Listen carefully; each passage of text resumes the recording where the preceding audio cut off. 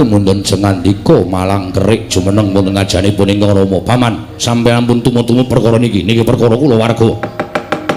Nek sampeyan melu-melu perkara niki kula katutke dosane. Setijane pun kaya ngene iki ora wedi karo sapa-sapa. Nuwun sewu. Menawi paduka Kanjeng Rama tetep sak mangke badhe netepi dhateng kewajibanipun tegesipun paduka Kanjeng Rama mboten nampi menawi sampun dipun aturaken ingkang putra pun Setija Bama Narakasura. Najan kathah-kathah nggih kula munjuk atur bebasan sak kranjang koplak mboten sekedhik kemawon dipun dhahar dening paduka Kanjeng Rama. Manah kula sakit sak mangke jebul ketok loreke Ratu Ndrawati. Tata lair sampeyan iku nganggep yen to kula niku anak sampeyan. Nanging jebul batin sampeyan pancen ora ngaku yen to Setija menika putrane Nata Ndrawati. Gunane apa kula urip ning alam padang? Njaluk bantu ning wong tuwa wae ora diparingi. Yen ngono wis ora ana gunane Setija menika gesang wonten ing alam donya bebasan. Sarah mungguing lautan wastra lungset wonten ing sambiran. Rama dipun sekecaken lenggah. Sampun boten ginanipun kula nyurupi gelaring jagat eseming rembulan kula badhe pados margining pejah Kanjeng Rama.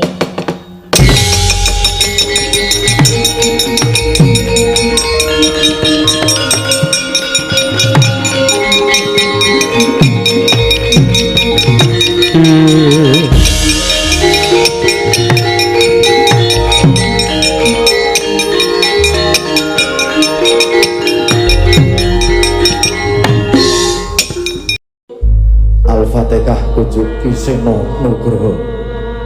Bismillahirrahmanirrahim. Alhamdulillahirrahmanirrahim. Niwangsut menawa madine luwih ana sasmintaning ingsun jagat wasisaning Bathara. Kakang Pati Udawa. Yen dadake kaget sira Kakang Pati Udawa ingsun piji mangarsama. Kakang Pati Udawa. Niki diwaji sembahan kula. Gusti kula ingkang sinuhing Ndrawati wanter sabda pangandika paduka amiji dhateng pisawanipun ingkang abdipun Pati Udawa. Kepareng ingkang abdipun Pati Udawa cemadhong dawuh diwaji sembahan kula. Kakang Pati Udawa iya kadiparan anggonira Kakang Pati Udawa ingsun percaya minangka dadi badal wakil ingsun mranata marang negara Ndrawati. Kakang Pati Udawa marang matur marang panjenengan ingsun samendhang aja ngantuk ing karempit Kakang Pati Udawa. Diwaji sembahan kula. Menawi paduka ndang bab tata rakiting praja sadya mboten badhe anguciwani. Para kawula sami sayek saka kapti akara luhuring nusa bangsa tuwi negari Ndrawati medhaipun para abdi prajurit mboten kendhat anginipun sami gegladen ulah kridaning aprang. Sawanji-wanji praja paduka katemping pramuka mboten badhe anggep unca paduka Gusti kula ingkang sinuwun. Ing abdi kepatihan remuk kasawurna putung sumangga kabandhemna diwaji sesembahan kula. Kakang Pati Udawa ndadekake bombong tias ingsun ora liwat pakaryan ingkang utama tindakna selawase. Kakang Pati Udawa lho menawi sampun paduka dawuhaken badhe kula candhi nggo jimat Gusti kula ingkang sinuwuning Ndrawati. Ndadekake kaget penggalihku ora pangling ingkang suwana ngabyantaraning ingsun iki kaya atmajaning ingsun Setija Bama Narakasura anak lanang Anindita bocah mursid isa mikul dur mendem jero kelawan wong tuwa. Setija padha raja sak praptanira nggir atmajaning ingsun Bama Narakasura. Munamit pasang kaliman tapi tinebine kula dene dumawing tawang tuwang Rama Prabu. Wanter anggen paduka ndang dhateng pisawanipun ingkang putra pun Setija. Tansah pinaringaning kawidadan nering sambi kula sawanipun ingkang putra manggiya widodha niskala. Namung keparenga ingkang putra ngaturaken sembah sumungkeming pangabektinipun ingkang putra kunjuk sandhap pepodo paduka Kanjeng Rama Prabu. Sesembahan kula Rama Prabu pengayoman kula ing Ndrawati Rama Prabu Sri Bathara Kresna. Iya nggih ingsun tampa akarya bombong penggalihipun Rama ora liwat pangestunipun Rama tampanana kula Setija. Kula mendika jimat paribedhayan ing kasantosan paring maestu paduka Kanjeng Rama amawahana kabagyaning gesang kula Kanjeng Rama Setija Bama Narakasura iya. Nunamit pasang Kalimantabit Kakang Mas. Sarawuh Maduka Kakang Mas Trajutrisna ingkang rayin parang Garuda ngaturaken sembah sumangga pangabekti kula kunjuk Kakang Mas Tijo. Kadangipun Kakang Yayi Sombaya siadi ngaturake bekti kalawan pun Kakang wis dak tampa karya bombong penggaling pun Kakang ing Trajutrisna. Ora liwat pangestunipun Kakang Tampanono Sombo. Lho nggih. Kula pun dinggo jimat paripe dayana ing kasantosan. Mugi kasekecakno anggenjengan dika lenggah Kanjeng Koko Prabu Setijo. Wis ora kurang kepenak praptaning pun Kakang ing Datriya Projing Ndrawati sowan Kanjeng Rama Prabu Sri Bathara Kresna kadangku Yayi Sombo. Nuwun pamunten nggih. Sarawuhipun Angger Setijo ing pamaning garba ruji ngaturaken karaharjan rawujeng andika Angger Setijo Buma Narakasura. Berkah pangestunipun paman garba ruji widodone ing sambika sawanipun ingkang putra. Namung pareng kula ngaturaken sembah pangabekti kula kunjuk paman kula tampi dawa sami-sami. Mugi kasekecakno anggenipun lenggah madaning Datriya Negari Ndrawati nggih. Paman sampun boten kirang prayogi anggen kula ngabiyantara ngersanipun Kanjeng Rama Prabu Dwaraka. Nggih katuran karaharjan rawuhipun Angger Setijo Siwapati Udawa iki wilujeng wa kepareng kula ngaturaken bekti kula kunjuk Wapati Udawa. Kula tampi dawah sami-sami. Mugi kasekecakno anggenjengan dika lenggah nggih Angger Setijo sampun boten kirang prayogi pisawanipun ingkang putrapun Buma Narakasura Wapati Udawa. Atmajaning Sun Setijo gawe kaget penggalihipun Rama ing Ndrawati sengkan-sengkan datan pepoyan sawaning Setijo marang Projing Ndrawati apa to kang dadi darunane kulup mono diagi matura marang kersaning wong atuh ing Ndrawati pun Rama nedya midhangetake ing tetela apa to wigatine dene sira tanpa taliwara tumuli sowan marang Projing Ndwaraka nggih Setijo. Nunamin pasang Kalimantabit tinebine nglodhoni dumawahing tawang tuwang Kanjeng Rama menawi sekinten ingkang putra kadak pilepat dosa menapa ing badhe kula sandhang kula mboten badhe suwala tartemtu badhe kula tampi kanthi lega legawaning manah krana anggen kula sowan wonten Negari Ndrawati mboten cecala ingkang saderengipun hamdadosaken kejut penggalih paduka Kanjeng Rama ingkang sepisan netepi dhateng darmanipun kula minangka dados putra paduka Kanjeng Rama ingkang tansah kedah asung bulu bekti miang glondong pengareng-areng guru bakal guru dadi peni-peni raja peni saking Negari Trajutrisna sampun laturaken dhateng ngersa paduka Kanjeng Rama tandha sih bektinipun ingkang putra dhateng paduka Kanjeng Rama. Ya kula wis ndak tampa karya bombong penggalingipun Rama dene tungkap ing angka kalih. Wale-wale menapa sowan kula saha paduka Kanjeng Rama menika istunipun badhe ngaturaken wigatosipun wonten wigatos menika kala wau magepokan kalian gegimbolaning raos kula ingkang sampun ginebeng pinten-pinten candra laminipun samangke kula wantunaken badhe ngujahaken ngersa paduka Kanjeng Rama Prabu Ndrawati Setijo kaya ana wigati ingkang banget tumuli rada maju nggone rasawan nggih kulup Narakasura pun Rama nedya ngangulungake jangga nilingake karna nampa marang atur ing Atmajaku Trajutrisna Setijo Buma Narakasura sampun dipun parengaken Kanjeng Rama mara tak paringi kamardikan nggih kulup Setijo Buma Narakasura nyuwun pangapunten Kanjeng Rama. Ing sepisan sowanipun ingkang putra atur pangabekti dhateng paduka Kanjeng Rama ndungkap angka kalih. Estripun sampun dangu anggen kula gegadhang dhateng pepinginan ingkang tan bangkit pinambeng menika kala wau. Krana ingkang putra sampun nampi sasmita saking Jawata bilih sakmangke Jawata badhe matedhakaken inggih menika wujudipun kanugrahan ingkang winastan Wahyu Senopati Rama. Wale-wale menapa mugi andhadosna ing kawuningan sawanipun ingkang putra pun Setijo Buma Narakasura menika sampun kaombyong dening Kanjeng Eyang Nagaraja ingkang sakmangke mapan wonten sakjawining negari Ndrawati sampun ngantos sakmangke damel hujat sangganing para kawula ingkang samiyang gantung madaning Datulaya.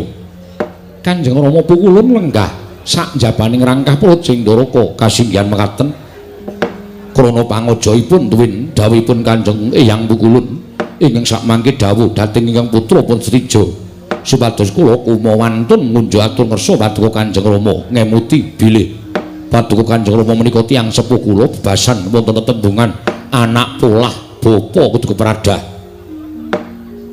kula sampun gadhe pepinginan ingkang sakmangke kinarya sarana anggen kula saged mikul dhuwur mendem jero karo tiyang sepuh kula saged anjunjung derajatipun tiyang sepuh miwah kula saged damel kuncara asmanipun tiyang sepuh sarana kula anggaya Wahyu Senopati Rama kula nuwun sewu wiraswanipun ingkang putra Pustija wonten negari Ndarawati menika wonten suka lilaning penggalih paduka Kanjeng Rama paring pambiyantu dhateng ingkang putra pun Narakasura anggen kula badhe anggayuh wujuding wahyu kanugrahaning dewa menika Kanjeng Rama nite anggen paduka gumelar wonten ing jagat sugeng wonten ing alam padhang menika anyalira Sang Hyang Bathara Wisnu mila boten aneh menawi paduka Kanjeng Rama kersa hambebantu dhateng putripun ingkang putra Pustija bebasan angel mijet wae ngranti suwi banyu sinaring anggen kula badhe kasembatan sakmangke kedunungan Wahyu Senopati mekaten menggah gegayuhanipun ingkang putra Pustija sowan ngersa paduka Kanjeng Rama ewadene sakmangke Kanjeng Rama boten kepareng hambebantu dhateng menapa ing dados gegayuhanipun ingkang putra Pustija wonten suka lilaning penggalih kula aturi paring dawuh dasaripun menapa dene paduka Kanjeng Rama boten kepareng bantu dhateng menapa ing dados gegayuhanipun ingkang putra Rama Prabu kula nuwun sewu menawi dipun keparengaken babar pisan kula badhe ngungkap dhateng kejatening raos kula ngungkap dhateng kejatening raos kula anggen kula ngraosaken kula menika atmajanipun paduka Kanjeng Rama jagat menika sampun ngundhangaken Bristija Buma Narakasura menika putranipun Nalindring Ndarawati Prabu Sri Bathara Kresna namung kula nuwun sewu slaminipun kula menika dados putra panjenengan slaminipun Stija menika dados atmajanipun Nalindra Ndarawati pangraos kula menika kados dene dipun kiwakaken kula menika kados dene dipun kuwalonaken menapa sababipun dene kula matur ing kados mekaten Rama mboten emut tuwin Kanjeng Rama supe antawisipun kewajiban lan kulawarga panjenengan tansah nilar dhateng katresnan tumraping kulawarga ketitik pendak-pendak paduka Kanjeng Rama menika tansah kerem dhateng kewajiban paduka Kanjeng Rama cecaketan kaliyan para punden kula paman-paman kula Pandhawa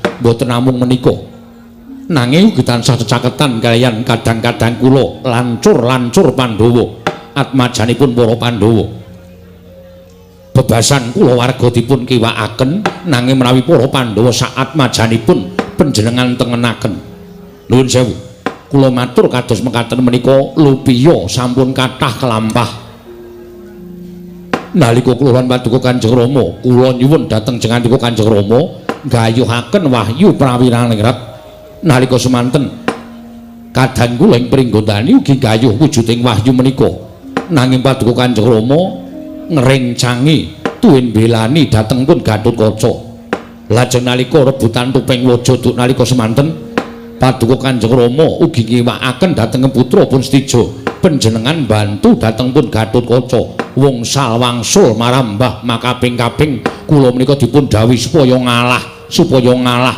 kanthi pawadan Setija ngreksa asmaning ramamu ing Ndarawati kowe ngalao tembung ngaten menika sampun wungsal wangsul kula tampi tembung mekaten menika sampun wungsal wangsul kula raosaken ning jebul wong ngalah menika mboten sekeca jebul wong ngalah menika mboten kepenak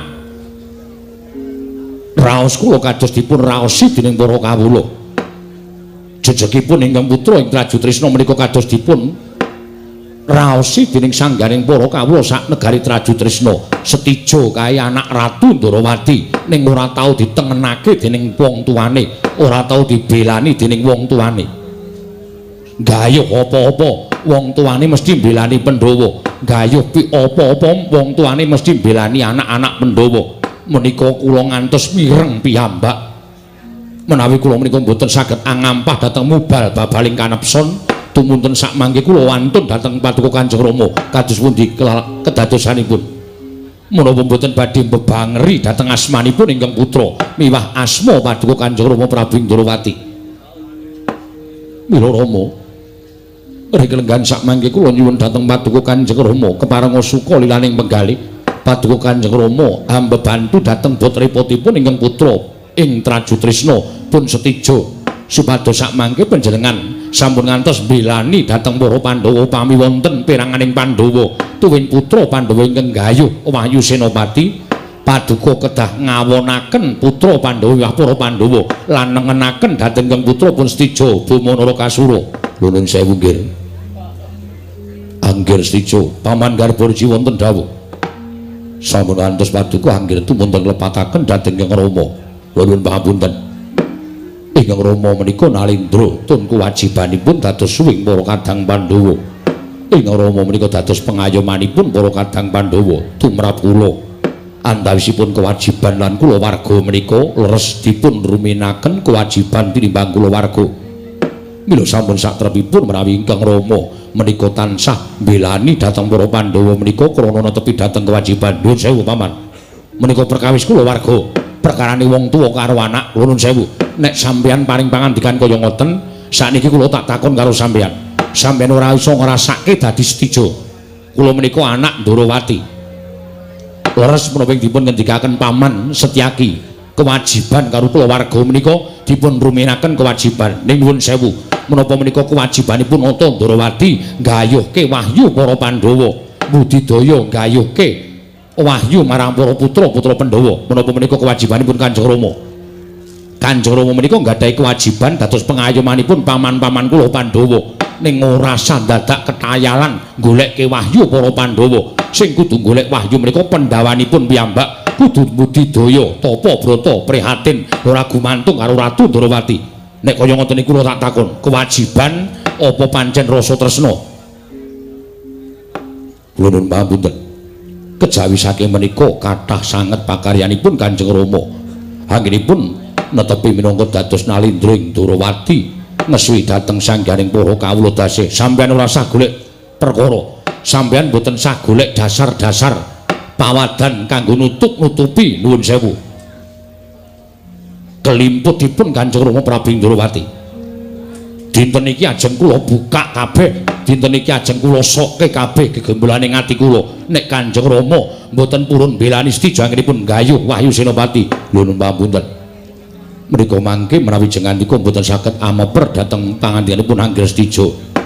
Menika mangke mboten dadosaken perkawis ingkang sae nanging badhe dadosaken perkawis ingkang bebasanipun ngriwikan dadi grojogan geguyon dadi tangisan. Upami kedadosan mekaten pancen wis kula jarak pancen wis kula dadaki menawi Kanjeng Rama mboten saged nampi aturipun ingkang putra Pustija. Lho nuwun sewu sesuk kapan meneh kula kudu ngalah ping pira meneh kula kudu ngawon ping pira meneh kula kudu ndelosor ning isore para Pandhawa lan anak-anak Pandhawa merga kula ngeboti lan kula menika jaga drajating wong tuwa kula ning nek saya suwe nggon kula ngalah niku ora digatek karo wong tuwa kula niku kula sing ora trima paman. Setyaki wonten timbalan ora usah dadak melu-melu perkara iki men tutuk apa kang dadi atur setija wonten timbalan mara gage terusno kepiye munggo karepmu. Nggih mboten badhe kata-kata malih anggen kula munjatur namung sak mangke menawi jengandika Kanjeng Rama kersa ndumbani lampahipun ingkang putrapun setija anggenipun gayuh Wahyu Senopati kula ngaturaken panuwun tanpa pepindhan tegesipun Paduka Kanjeng Rama menika netepi minangka dados darmaning pun tiyang sepuh nanging menawi Paduka Kanjeng Rama sak mangke namung ujar lelamisan tegesipun paring dawuh ndumbani dhateng ingkang putra nanging tundhonipun sak mangke purnaning damel jengandika Kanjeng Rama ndumbani dhateng para Pandhawa. Kula nuwun sewu sampun boten wonten tabetipun antawisipun anak karo wong tuwa sampun boten wonten tabetipun antawisipun kula menika Nalindra Tradu Trisna putra panjenengan ning madeg dhewe-dhewe tegese madeg dhewe-dhewe Tradu Trisna madeg dhewe Ndrawati madeg dhewe ora ana antaraning wong tuwa karo anak. Caca muntaplir ketap duka yayasinepe Petra kocak ngundarandir hidup nyomangolon coko wadanani rombranang ing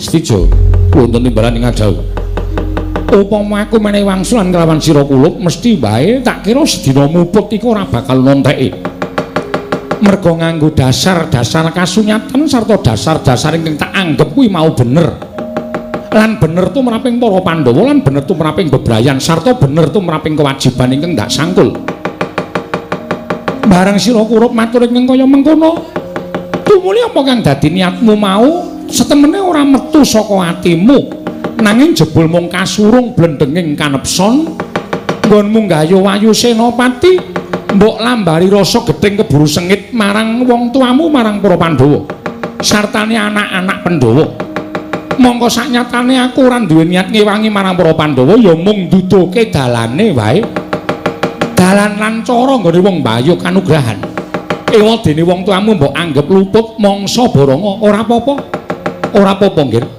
mbok menawa saranaku bisa nyuntak marang gegembolaning rasamu mau lega atimu nanging sawise kowe lega kulup Setijo mara gage midhangetna apa kang dadi ngendikaning wong atuhamu Indrawati nadyan bebasan nyreweteh kaya badhe sewuna bebatakalan ndrewili kaya grojokan kang dadi atur marang ramamu Indrawati nanging Ndarawatnata Ndrawati ora bakal kendhat tansah netepi marang kewajibaning nata Ndrawati Setijo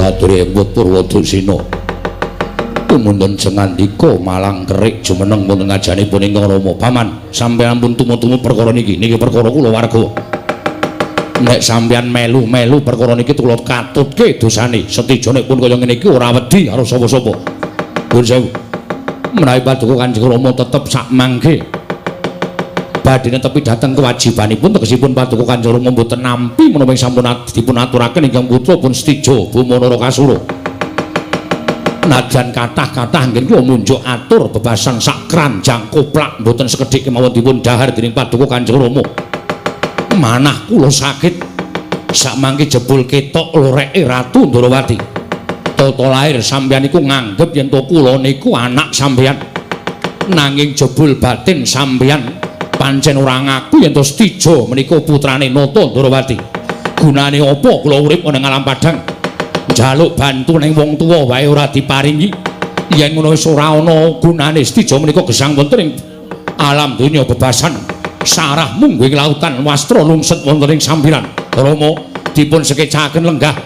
Sampun boten ginanipun kula nyurupi gelaring jagat eseming rembulan kula badhe pados margining pejah Kanjeng Rama.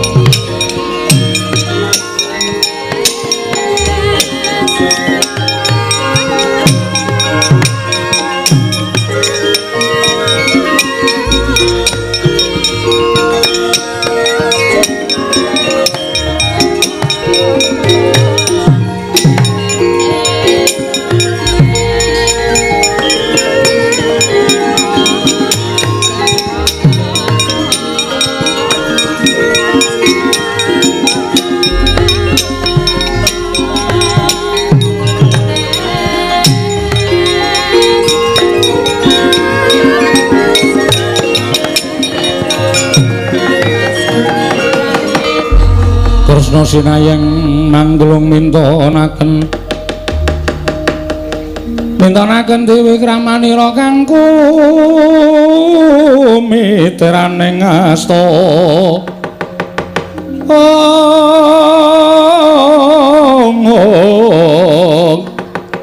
Kanggo mitiraning astoaning asto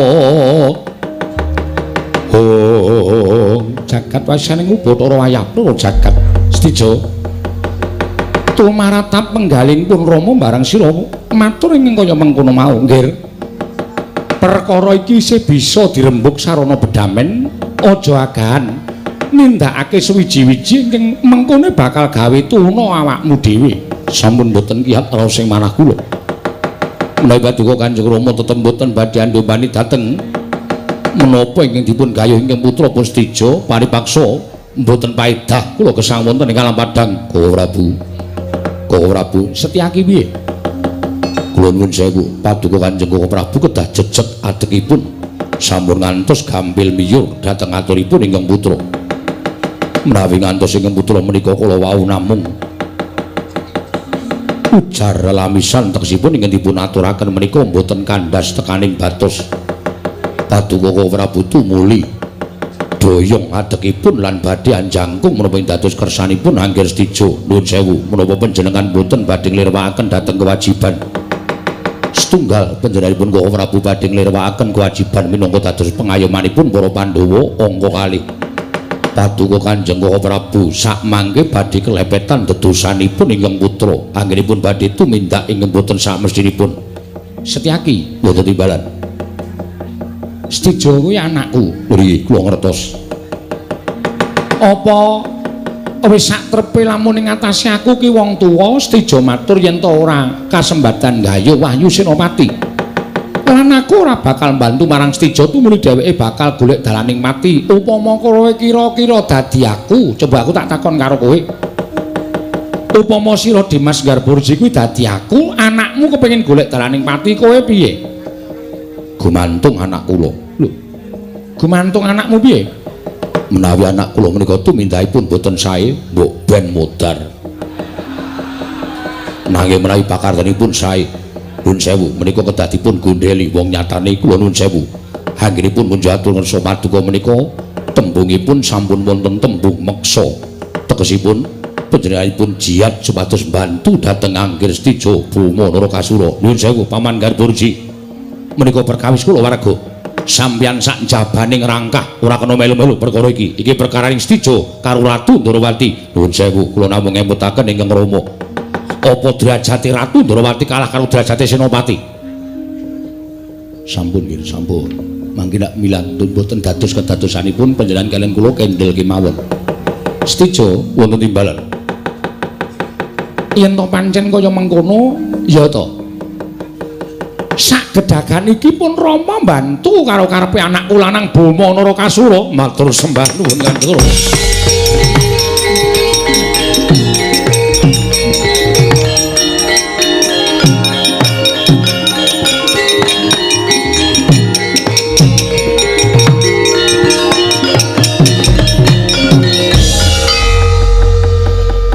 matur sembah nuwun tanpa pepindhan Kanjeng Rama dene paduka samangke sampun paring dawuh ing mekaten andadosaken cumepong raos ing manah kula imbanipun kadelu mampeng wanci kula kepapak obor sosor biar padang terawangan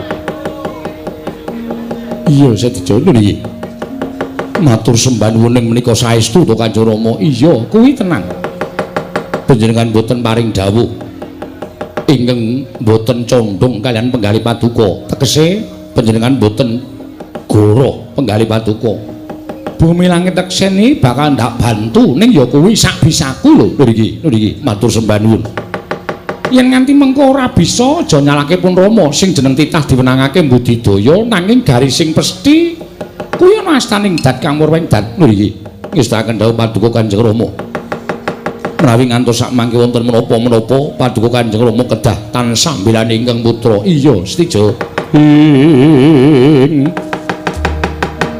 Rekat lampahing rata tanpa antara prapteng sukuning arga ram kang tumingal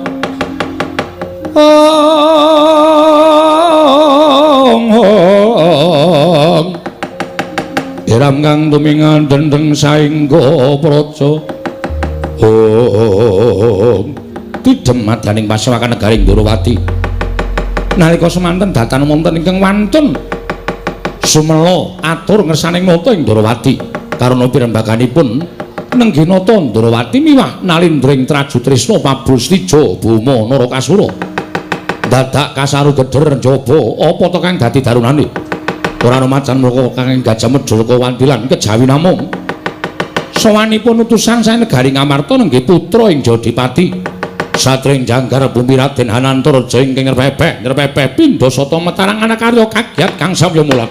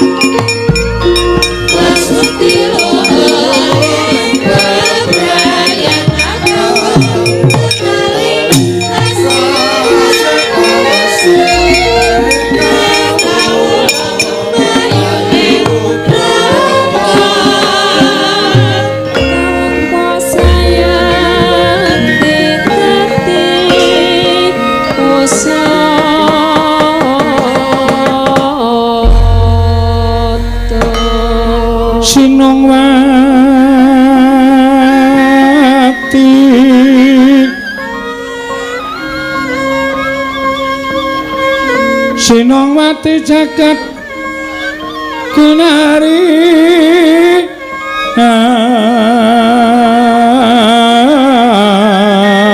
among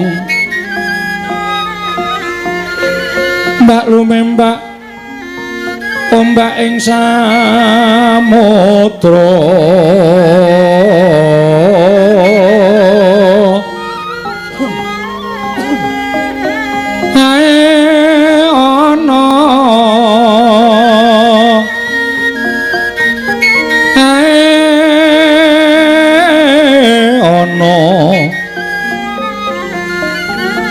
bale lumut ambra kanggeng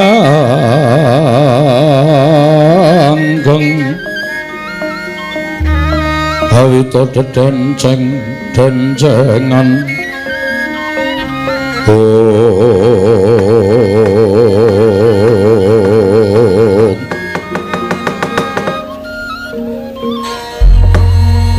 jagat maestungkara wayaptara jagat ora pati ndugamana iki rak kaya sawaning Ngantarja ngger atmajaku bocah bagus Jangkar Bumi Padhararja sapratamu kula tansah pinaringaning kawidatan nuring sambi kula sawanipun ingkang putra Punantarjawa kepareng kula ngaturaken sembah pangabekti kula kunjuk ndak tampa gawe gedhening atiku ora liwat pangestuning Sun Tampanana kula wendingga jimat paripin dayana ing kasantosan Dimas Padhararja sapraptamu Yayi. Nggih, Kakang Mas Paranggaruda. Wilujeng ring sambi kula kepareng kula ngaturaken sembah pangabekti kula kunjuk Kakang Mas. Iya. Yayi Antarja tak tampa ora liwat pangestu ning pun Kakang Tampanana. Kula pun dinggo jimat paripindayana ning kasantosan. Nggih. Karaharjan rawuhipun Anggir Antarja. Paman garep ruci wilujeng bekti kula kunjuk paman. Kula tampi dawa sami-sami. Nggih, karaharjan rawuhipun Anggir Antarja. Siwapati Udawa wilujeng. Kepareng kula ngaturaken sembah pangabekti kula kunjuk Wapati. Nggih kula tampi dawa sami-sami nggih. Antarja wonten timbalan ing adawuha. Sawetara sowan asu ingkang dadi napas sasat ingkang dadi riwe Padhararja sapraptamu kula. Ingkang wigati sawise sira sowan ing Praja Indrawati. Priye? Ana wigati apa? Lan apa kang dadi sediamu kuluk jangkar bumi? Apa pancen sowan saka karepmu dhewe apa pancen diutus dening kepundhenmu Pandhawa? Sewu kalepatanipun ingkang putra ing jangkar bumi, mugi paduka Kanjeng Prabu kepareng wanglubirna sih samudra pangaksami. Wali-wali menapa? Sowanipun ingkang putra pun Antarja menika dipun utus dening kepundhen kula para Pandhawa. Utamanipun Kanjeng Prabu Darmakusuma ing Indraprastha. Kelebet Kanjeng Rama Jodipati ugi nuding dhateng ingkang putra supados kula minangka dados badal wakilipun pundhen kula para Pandhawa kepareng badhe munjuk atur ngersa paduka Kanjeng Prabu Indrawati. Mara ingsun lilani gage matura apa ingkang dadi kersaning kadang-kadangku Pandhawa Antarja. Ingkang sepisan pepundhen kula para Pandhawa ngaturaken bekti dhateng paduka Kanjeng Prabu Indrawati. Wis ingsun tampa ndungkap angka kalih. Mugi andadosna ing kawuningan bilih sejatosipun para Pandhawa nggadhang dhateng kadang kula ing Pringgondani pun Yayi Gatotkaca menika sageta kedunungan inggih menika wahyuning dewa kanugrahaning jagat ingkang winastan Wahyu Senopati. Monggo sakmangke para Pandhawa badhe tumindak nuwun sewu badhe yang larapaken dhateng kadang kula pun Gatotkaca menika kala wau parandene petanganipun tasih pinanggih ganjil tumunten wonten dawuhipun Kanjeng Darmakusuma menapa boten langkung prayogi menawi anengga dhateng rawuhipun nata Indrawati paduka Prabu Sri Bathara Kresna supados sakmangke saged anuntun dhateng pun kadang kula ing pringgondanipun Gatotkaca anggenipun anggayu wujuding Wahyu Senopati mila tumunten utusan dhateng ingkang putra pun Anantarja supados sowan wonten negari Indrawati ingkang wigatos kula kedah amboyong dhateng paduka Kanjeng Prabu Indrawati sareng sak lampah kula rawuh wonten negari Ngamarta sakmangke kepareng paduka Kanjeng Prabu merenahaken dhateng lampahipun kadang kula ing pringgondhanipun Gatotkaca supados sakmangke kasembadan anggayu wujuding Wahyu Senopati menggah menika ingkang dados sedyanipun ingkang putra pun Antarja sowan ngersa paduka Kanjeng Prabu Indrawati wa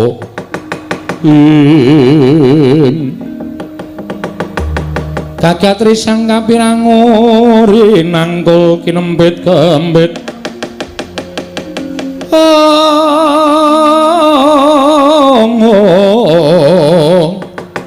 dosa ngreknaning bawana ya setu kang walang ati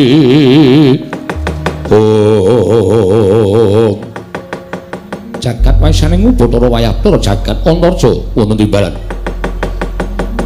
nadyan tak silakon tanpa guna jer kuwi kewajibaning wong Indrawati. Nggih mekaten Kanjeng kepareng paduka nanging ngerti ya nggih kowe tak kandhani ya yen to sak dina iki awakmu Indrawati ngedeng kodheng penggalihe sababipun menapa Kanjeng Prabu merga wis ana sak candra itung klungganing dina samengko iki negara Indrawati kaya ketaman pegebluk akeh para kawula ingkang esuk lara sore tekaning pati sore lara esuk ketiwasan mongko aku minangka dadi Nalindra Praja Indrawati aja nganti sinurak dening para kawula dene aku wisuh lumuh ngentasi perkara babagan pagebluk ing tumanduk ning Praja Indrawati mula nggonira matur yen to bakal amboyong marang wakmu Indrawati tak saguhi nggih tak saguhi nanging kok sik aku njaluk wektu sawetara sira baliya dhisik ana ing Praja Ngamarta mengko yen to negara Ndrawati wis ilang pagebluk ing tumama ana ing Praja Indrawaka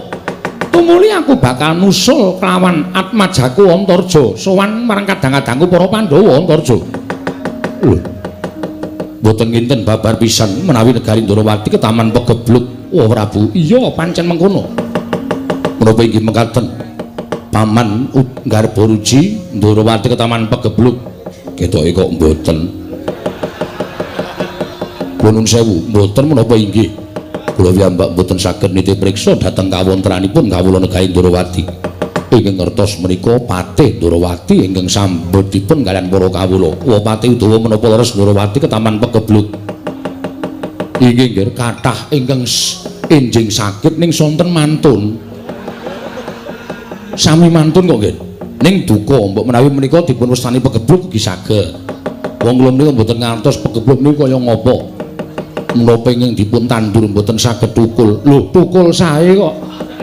Sae-sae sedaya. Kula piyambak mboten mangertos utawa wonten timbalan.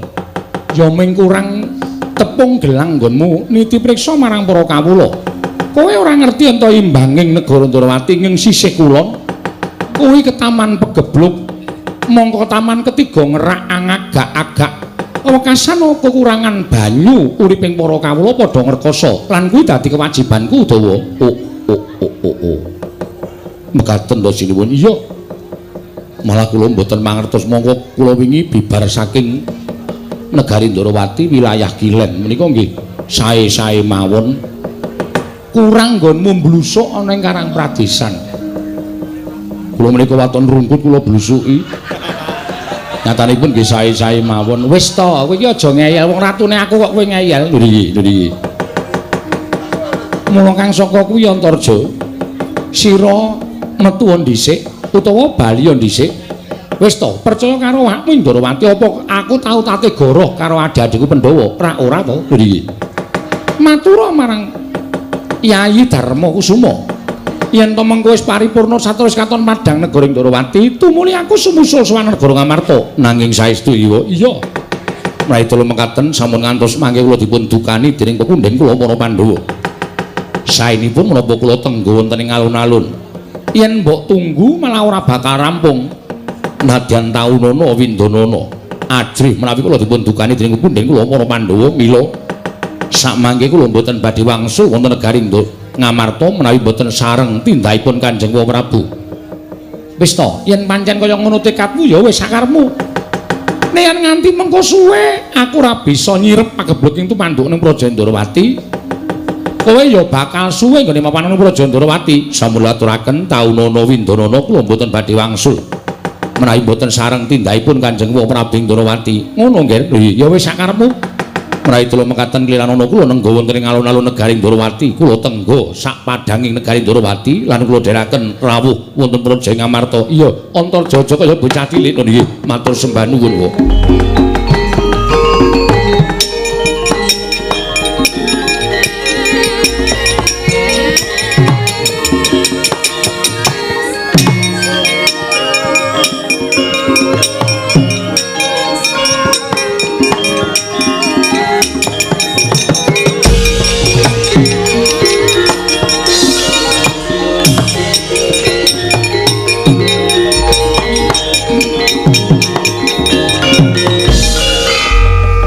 Nuwun sewu.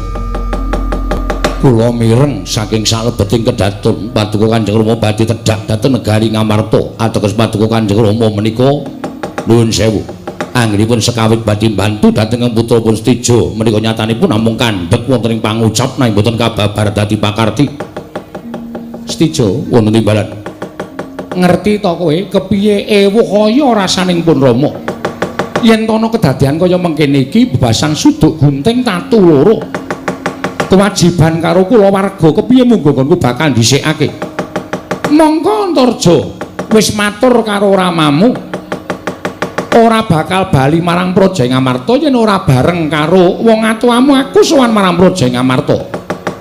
Ora coba upama sira kulup dadi aku piye munggo petungamu? Mboten maiten awratipun anggen paduka nggadahi kewajiban Mula tak pasrahke kowe supaya aku tentrem nggone mbelani karo kowe. Piye caramu? Antarja kedah kula pejahi wonten mriki.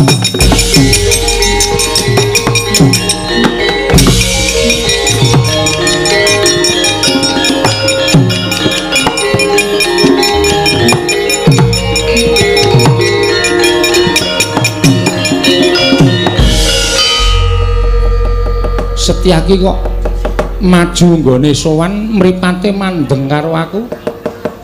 Kaya ana rasa ora seneng karo Nata Ndarawati. Blokasuta.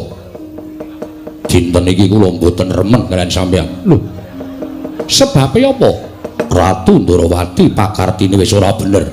Tumindake wis ngrajani watak Angkara Budi Candala. Sing watak Angkara Budi Candala sapa? Ya putra.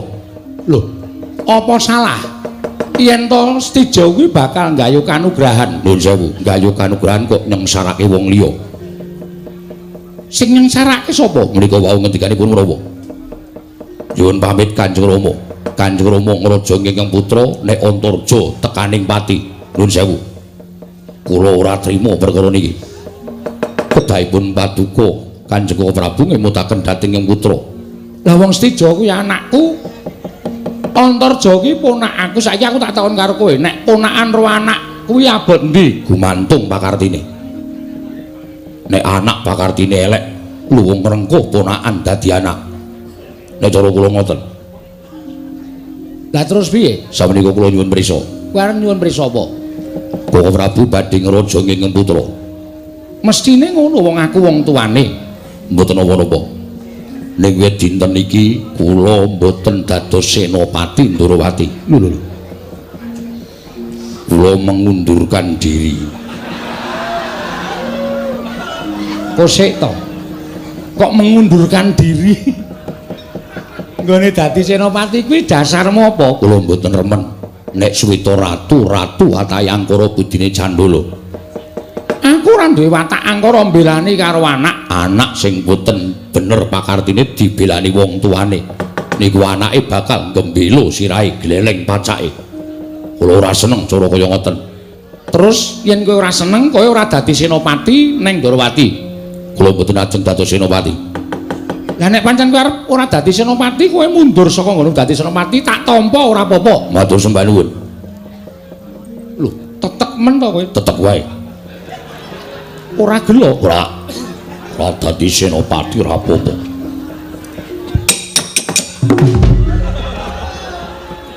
Boyo alon-alon kesusu e. Udawa ngapa kok le pindah kok karo mancali dingklik. Matur sanipun Sunan Prabu Ndarawati, kula leren li dadi patih. Lho. Kok sing kok dadi kowe ya leren dadi patih. Leren. Sebabnya apa? Kesel. Anu mboten kesel. Ning kula mboten purun nek sinuwun Prabu Ndarawati menika tumindakipun mboten sae. Kula tinimbangane ora mangan nangkane ning gabul pulute. Luwung kula mundur li dadi patih sami kalian Yai Mas Tyaki. Ora ngaten ya wis bener Kakang Udawa. Lah pun kula semanggaken. Ora iki kok do metu karepe dhewe iki piye to? Aditoke ya ora kena. Ben metu karepe dhewe. Sombo aja tok rungokke sombo kowe durung umur niki ngestaken dawuh. Ora kok do metu karepe dhewe. Kula sampun mboten trima menawi paduka Kanjeng Prabu mbelani dhateng Kang Putra. Menika mawon titik. Ora nek kowe ora dadi senopati karo ora dadi patih ki arep dadi apa? Lho. Apa uripe Udawa karo Setyaki iki mung gumantung karo Ratu Ndarawati? Ora. Apa kula kalih Yai Mas Tyaki menika duwe apa-apa merga Ratu Ndarawati? Ora. Kula iso golek-golek, kula iso golek gawean dhewe. Ora dadi patih ora apa-apa. Dadi patih nek mati ratu sing angkara murka entuk blanja akeh. Ora ngedhi, ora ndagingi. Ning arep kula ming nyambut gawe elek-elekan, cilik-cilikan paribasane duwite sithik ning halal. Niku bakal ndagingi lan bakal dadi getih. Tinimbang melu ratu bayare akeh. Ora ndagingi, ora getih. Upama ditokke mesti ming mabyur. Panas. Ya wis. Yen ngono tak tampa. Tak tampa nggonmu metu saka Nayaka Ndarawati. Ora apa-apa, aku ora nggo Setyaki karo anggo Udawa ora apa-apa. Lah ora ngaten. Tegesipun panjenengan sampun saged madhep piyambak. Nek eneng parang muka aja sambat Setyaki. Ora arep sambat karo kowe. Tak lakonane dhewe. Udawa wis ora dadi patih ya ora apa-apa. Ya wis, ngono tak tampa. Matur sembah nuwun. Kok sik lah iki mengko nek aku kondur ngedaton sing bubarke wadyabala sapa? Kajengipun bubar piyambak-piyambak. Ampun dawuh kula wis ora bakal sagu didhawuhi. Lho lah kok kowe saiki kok isih nang kene iki piye? Wis metu saka senopati le dadi patih kok isih mbegogok nang kene? Nyuwun pangapunten, kraton menika kagunganipun sinten? Kraton niku kagunganipun masyarakat. Kula saniki pun dadi masyarakat, kula ajeng nglekar teng mriki ya sakarep kula. Kula ajeng turu teng mriki ya sakarep kula. Panjenengan dadi ratu menika mboten kok terus nguasani Kedaton Ndarawati mboten. Niki le bangun ya para kawula, nganggo kringete para kawula. Kula wis dadi kawula cilik, ora nang kene kok ora entuk karepe piye? Nggo karepe dhewe. Lho kok malang kerik bareng namung gatel. Tak kira nek marang kerik Samba kula wonten maring adawuh. Bubarno kang padha isih bangsun kundur ngedaton nok-nok ngestaken dawuh. Yai Mas, nek ana sing gelem dikongkon Ratu Ndarawati, thotoki ndase, thotoki wae. Nun sewu Rama, kula mboten sagah Rama. Wong ana wong arep dikongkon menyange kok tok pentelengi iki ngopo to Setyaki? Kok tok pentelengi ngopo? Ayo do metu. Wis ora dadi Nayaka Ndarawati kok iso mbegogok nang kene, ayo do metu. Metu ya metu. Nyuwun pamit. Ora usah nyembah wong aku du ratumu kok. Wah iya. Diake ora.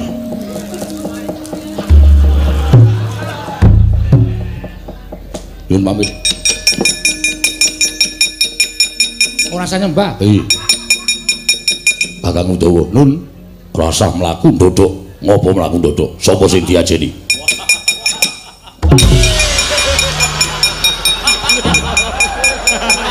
Wong edian. Datulaya enggo ajar salto.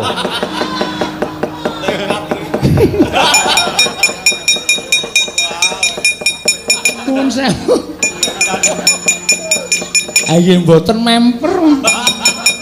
Siwapate Udawa menika nedeng damel ketoprak enggal kok ora. Ora. Mula kok sithik-sithik sempok. Sithik-sithik salto.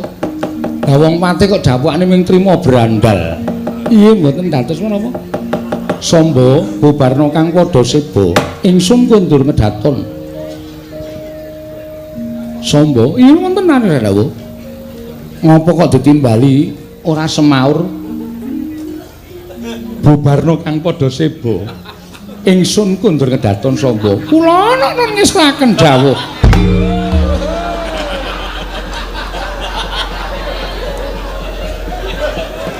Nun mapunten Rama mboten wantun. Lah ana apa? Lah menika sing Udawa nyekeli tugelan batako kathah sanget. Wong edan tenan kok nek do nesu do sakarepe dhewe. Iki rak dadak nyapu to iki. Ana anak ratu kok disawat untung ngempuk inggih. Nek ora rak kowe wis semaput to inggih ngestaken dawuh. Rada mendak. Iya ngestaken dawuh. Samba kula wonten maring adawuh. Budana kang padha seba ingsun kundur ngedaton. Ngono ngestaken dawuh nyuwun pamit. Madal paselan Kandha Rama. Iya sing ati-ati aja kaya bocah cilik. Aduh. Titenono. Kula urip niki mawon Kanjeng Rama pun mampun. Mban, kula mboten wantun sinuwun. Dulurmu sing lemu kuwi. Wonten dawuh. Njaluk tulung ya. Niki. Bubarno kang padha seba, ingsun kundur ngedaton. Niki. Mboten laku istake dawuh. Yen tambah pangestu.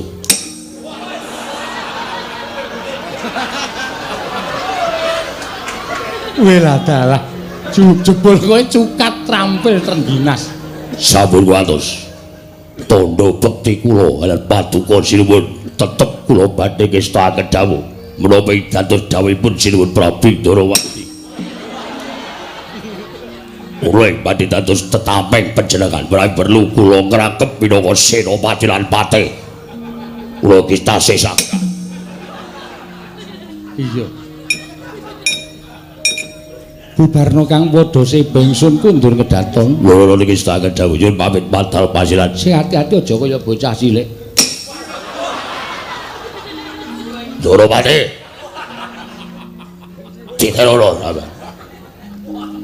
Dawae diancam lho. Elok tenan. Mongko dedeg piadeke ora sepiro wae. Kowe iki sapa to? Lah menika wonten tulisanipun. Nama. Woh, Prastiwi to. Iya. Lha kok wong wedok kok kaya gentho. Iya. Bubarno kang padha sebo. Lho niki nyuwun pamit batal pasilan. Sing ati-ati aja kaya bocah cilik.